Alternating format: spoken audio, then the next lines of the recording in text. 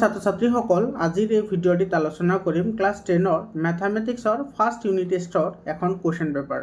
ইয়াতে যিখন question paper আছে সেই কুৱেশ্যন পেপাৰখন ইমানেই ইম্পৰ্টেণ্ট যে তোমালোকৰ ডাইৰেক্টলি তোমালোকে মেট্ৰিক পৰীক্ষাতো ইয়াতে থকা প্ৰশ্নবোৰ দেখিবলৈ পাবা। মৰমৰ ছাত্ৰ ছাত্ৰীসকল, কামৰূপ মেট্ৰ' জিলাৰ এখন স্কুলৰ এইখন কুৱেশ্যন পেপাৰ হয়। তোমালোকে ভিডিঅ'টি প্ৰথমৰ পৰা শেষলৈকে চাবা। আৰু তোমালোকক সহায় কৰাৰ কাৰণে হোৱাটছআপ গ্ৰুপ বনোৱা হৈছে। হোৱাটছআপ গ্ৰুপৰ যিটো লিংক আছে সেইটো মই কমেণ্টত দি দিছোঁ। তোমালোকে তাতে গৈ হোৱাটছআপ গ্ৰুপত জইন হ'বা আৰু তোমালোকৰ 27ৰ যিটো মেট্ৰিক পৰীক্ষা হ'ব সেই পৰীক্ষাত তোমালোকে 100% হেল্প তোমালোকে মোৰ পৰা পাবা। গতিকে চেনেলটো ছাবস্ক্ৰাইব কৰি হোৱাটছআপ গ্ৰুপত জইন হ'বলৈ তোমালোকে নাপাহৰিবা। বহুতেই ইম্পৰ্টেণ্ট কুৱেশ্যনছ হয়।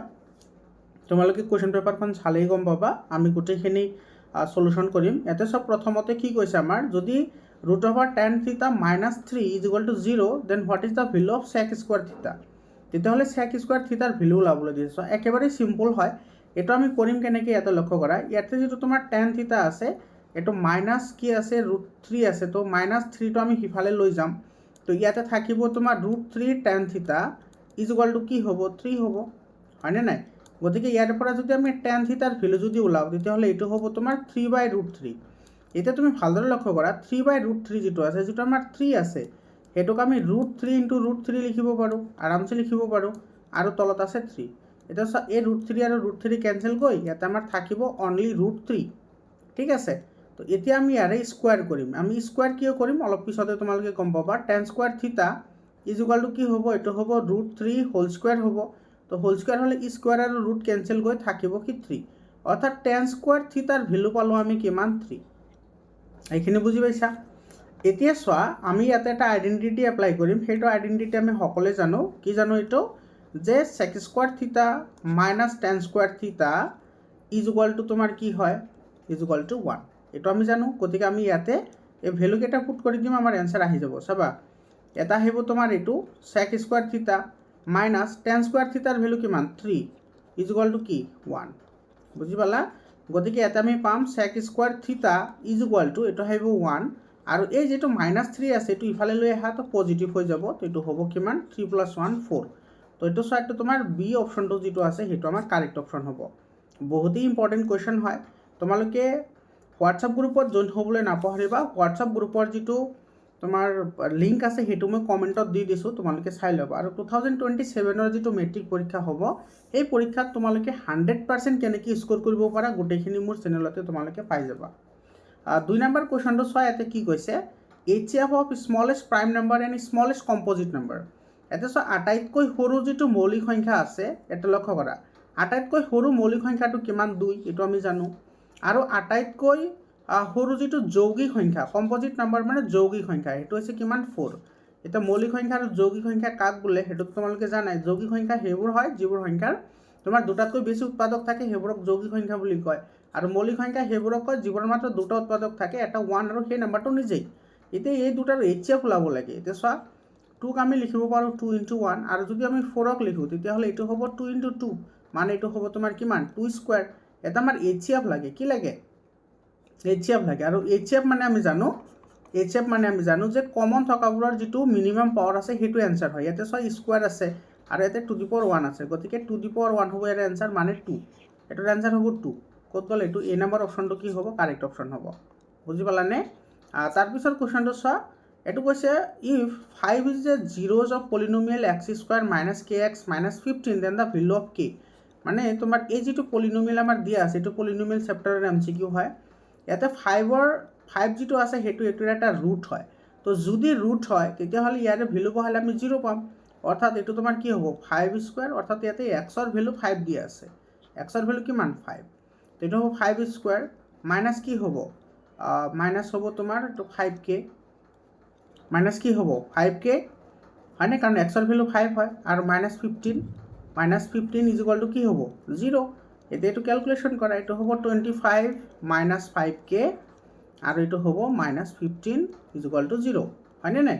গতিকে এইটো হ'বগৈ তোমাৰ -5k = এই দুটা সিফালে লৈ যোৱা, এইটো হ'ব 15, আৰু এই 25টো সিফালে গ'লে হ'ব -25। তো এইটো হ'ব তোমাৰ -10, আৰু ইফালে হ'ল -5k। গতিকে ইয়াৰ পৰা তুমি k = কি পাবা, -10/-5।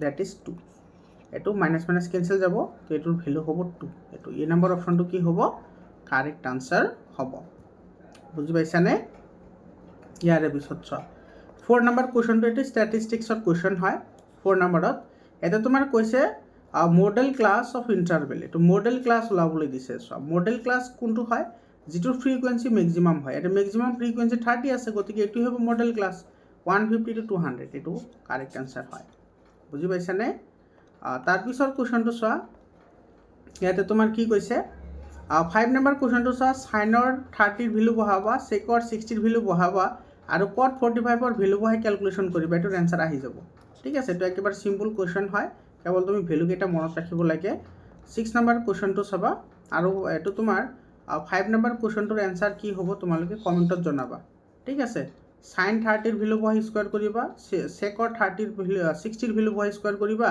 আৰু কটৰ 45 ৰ ভ্যালু বহাই স্কয়াৰ কৰি 4 এৰ মাল্টিপ্লাই কৰি সিম্পলিফাই কৰিবা आंसर আহি যাব তাৰ পিছত চোৱা এতে কৈছে যে if HCF of two number is 27 and their LCM is 162 one of number is 54 then what is the other number এতে সব কৈছে যে দুটা নম্বৰৰ যেটো HCF হেতু দি আছে 27 আৰু LCM দি আছে 162 এটা নাম্বার দি আছে 54 যেটো হল আনটো নাম্বার কিমান হ'ব একেবাৰে সিম্পল কোৱেশ্চন হয় এতে সব আমি এটা জানো যে HCF into LCM is equal to product of two number product of two number বুলি কৈছে হে নাম্বাৰটো আমি কি বুলি ধৰিছো x ঠিক আছে আৰু এটা নাম্বাৰ আমাৰ দিয়া আছে সো এটো 54 দিয়া আছে গতিকে এটো হ'ব 54 into x হয়নে নাই আৰু এতে HCF দিয়া আছে সো 27 আৰু LCM দিয়া আছে কিমান 162 আৰু ইফালে হ'ব তোমাৰ 54 into x ঠিক আছে ইয়াৰ পৰা x লাগে কাৰ ভ্যালু লাগে x ৰ ভ্যালুটো আমি ইয়াৰ পৰা ওলাব লাগে তো x ৰ ভ্যালু ইয়াতে কিমান আহিব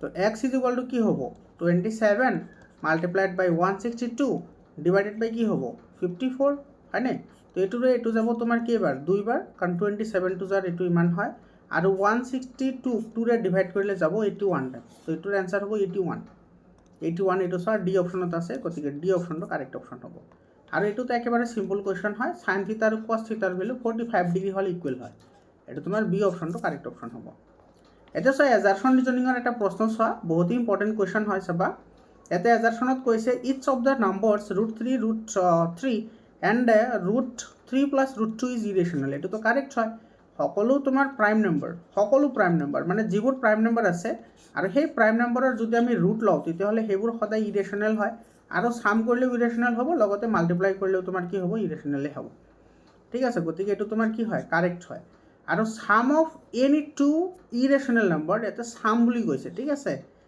অলওয়েজ ইৰেশনাল বুলি কৈছে আচ্ছা ইয়াতে তুমি চোৱা ধৰিলা তোমাৰ 3 plus √2 এটা তোমাৰ কি নম্বৰ ইৰেশনাল নম্বৰ আৰু এটা নম্বৰ লোৱা 3 minus √2 এটো এটা তোমাৰ কি নম্বৰ হয় ইৰেশনাল নম্বৰ হয় এটা যদি আমি এই দুটা প্লাস কৰো এটো চা 3 plus √2 হ'ব প্লাস যেহেতু সাম বুলি কৈছে আৰু এটো হ'ব 3 minus কি হ'ব √2 এটা সব তোমাৰ পজিটিভ √2 আৰু মাইনাস √2 তোমাৰ ক্যান্সেল যাব থাকিব 6 কিমান থাকিব 6 এটা 6 যেটো নাম্বার হেতু তো রেশনাল হয় তার মানে তোমার এটা sum of any two irrational number এটো তোমার অলওয়েজ ইরেশনাল নহয় কেতিয়াবা রেশনাল হ'ব পাৰে কেতিয়াবা ইৰেশনাল হ'ব পাৰে তো এটো তোমাৰ ট্ৰু হ'ব এটো কি হ'ব ফলস হ'ব বুজি পাইছানে আৰু তাৰ পিছত সব লং কোৱেশ্চনবোৰ সব বহুত ইম্পৰ্টেন্ট কোৱেশ্চন হয় সো এনেকুৱা কোৱেশ্চন এটো ইৰেশনাল বুলি অৰ্থাৎ অপৰিমেয় বুলি প্ৰমাণ কৰিব লাগে আৰু এই যেটো 10 নম্বৰ যেটো কোৱেশ্চন আছে এই কোৱেশ্চনটো কিন্তু বহুত ইম্পৰ্টেন্ট কোৱেশ্চন হয় তোমালোকৰ বুকত এটো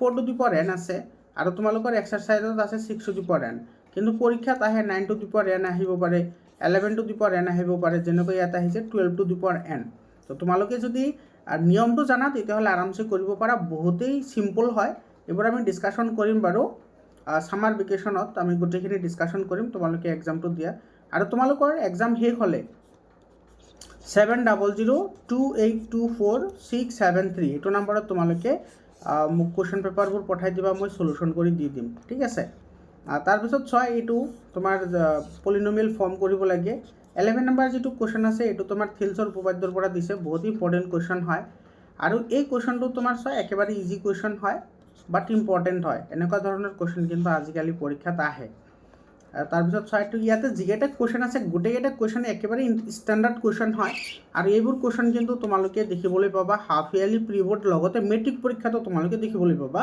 এনেকুৱা ধৰণৰ কুৱেশ্যন।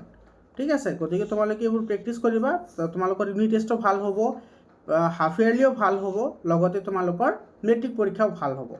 এইটো চোৱা, এইটোতো একদম ইজি প্ৰশ্ন হয়। তাৰপিছত এইটো কৰা নহ'লে এইটো কৰা, এই প্ৰশ্নটো একদম ইজি প্ৰশ্ন হয়।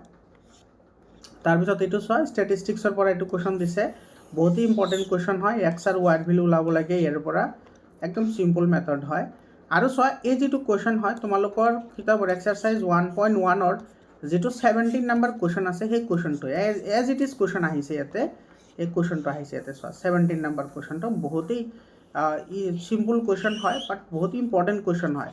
এনেকুৱা ধৰণৰ কেছ বেছ ষ্টাডি কিন্তু তোমালোকৰ পৰীক্ষাত আহিব। এইটো এক্সাৰচাইজ 1.1ৰ এইটো 17 নম্বৰ কুৱেশ্যন হয়। এইটো 4 মাৰ্কৰ কুৱেশ্যন হয়। আৰু এইটো চোৱা, কম্পজিট নাম্বাৰ কেনেকৈ চেক কৰা হয় সেইটো বিষয়ে তোমালোকৰ বুকত এটা কুৱেশ্যন আছে, 7 নম্বৰ শায়দ 7 বা 8 নম্বৰ এটা কুৱেশ্যন আছে, তোমালোকে সেইখিনি ভালদৰে প্ৰেক্টিছ কৰি যাবা, বহুত ইম্পৰ্টেণ্ট কুৱেশ্যন হয়। মৰমৰ ছাত্ৰ ছাত্ৰীসকল, তো আজিৰ কাৰণে এইখিনিয়ে। তোমালোকে হোৱাটছআপ গ্ৰুপত জইন হ'বলৈ নাপাহৰিবা, 100% মই তোমালোকক হেল্প কৰিম ছায়েন্স আৰু মেথছত। গতিকে তোমালোকে কোনো ধৰণৰ চিন্তা কৰাৰ দৰকাৰ নাই। আজিৰ কাৰণে এইখিনিয়ে, আকৌ লগ পাম বেলেগ এটা ভিডিঅ'লৈ। ধন্যবাদ।